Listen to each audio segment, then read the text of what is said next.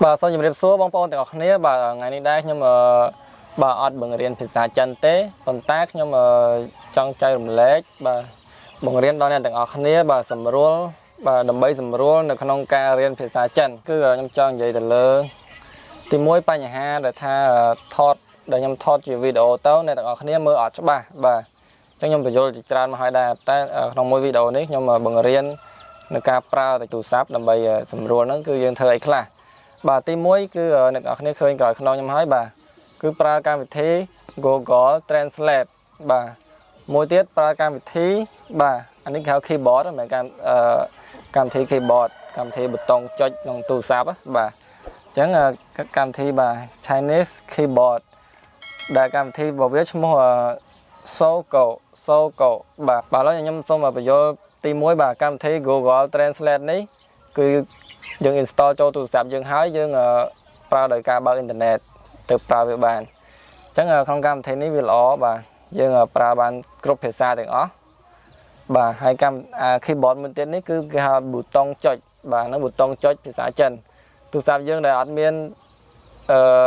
ទិញមកក៏មាន keyboard ចិនហ្នឹងមានតែខ្មែរឬក៏អង់គ្លេសបាទពេលខ្លះខ្មែរត្រូវម្លងដូចគ្នាអញ្ចឹងបើអ្នកទាំងអស់គ្នាចេះក៏ល្អដែរបាទ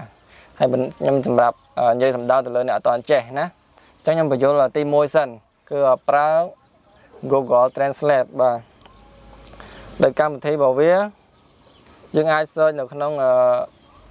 Play Store ឬក៏ App Store បាទយើងវាយមកបាទ Google Translate យើងវាយពាក្យហ្នឹងមកណាបាទយើងវាយទៅវានឹងចេញកម្មវិធីហ្នឹងមកហើយបាទកម្មវិធីនេះបាទមើលច្បាស់បាទវា focus នៅលើមុខណាកម្មវិធីហ្នឹងបាទកម្មវិធីមួយហ្នឹងណាបាទ Google Translate យើង install វាមកបាទ install វាមកវាឡើងនឹងជាកម្មវិធីមួយនៅក្នុងទូរស័ព្ទរបស់យើងហើយម្លងឲ្យវាជាប់នៅហ្នឹងនេះណាជាប់នៅកម្មវិធីមួយហ្នឹងណាយើងចុចវាទៅ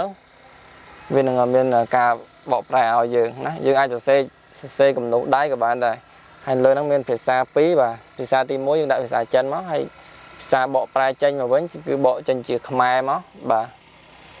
ចឹងអ្នកនរគ្នាយល់ទេបាទសម្រាប់កម្មវិធី Google Translate ខ្ញុំដែលមើលមិញហ្នឹងគឺវាងាយស្រួលវាយើងអាចសរសេរក៏បានយើងវាយភ្លេងអេងក៏បានតែដើម្បីវាយភ្លេងអេងបានតើមានកម្មវិធីមួយនេះទៀតសិនណាបាទទៅវាយបានតែវាអត់មានកម្មវិធីក្រោមនេះទេយើងមានតែនេះ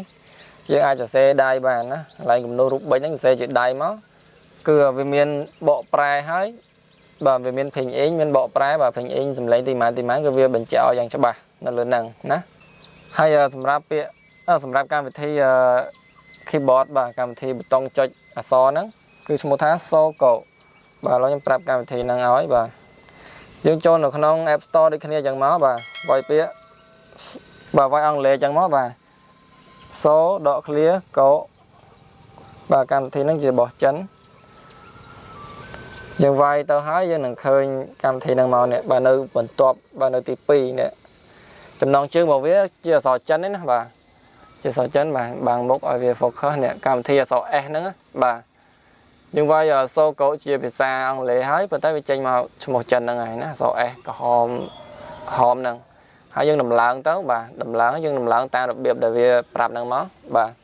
ដំឡើងហើយយើងនឹងមាន keyboard ចិនហ្នឹងហើយណាយើងអាចវាយអក្សរឲ្យបានណាដើម្បីដែលខ្ញុំបង្រៀនយើងមើលទៅអត់ច្បាស់យើងប្រើកម្មវិធីហ្នឹងបាទប្រើទូរស័ព្ទរបស់យើងហ្នឹងចុចពេញអេងហ្នឹងមកវាលោតអក្សរហ្នឹងឲ្យហើយអញ្ចឹងវាលោតមកនឹងយ៉ាងច្បាស់លាស់ល្អណាអញ្ចឹងខ្ញុំបង្រៀនវិធីហ្នឹងឲ្យអ្នកទាំងអស់គ្នាបានដឹងអញ្ចឹងបើយើងអត់ចេះដំឡើងយើងអាចរកគេអ្នកដែលចេះប្រើឬក៏ទៅរកឡើងជាងទូរស័ព្ទផ្លែតគេដំឡើងឲ្យមួយផ្លែតទេបាទងាយស្រួលអត់មានបបាយប្រាប់គេថាដាក់កម្មវិធីមួយហ្នឹងឲ្យមក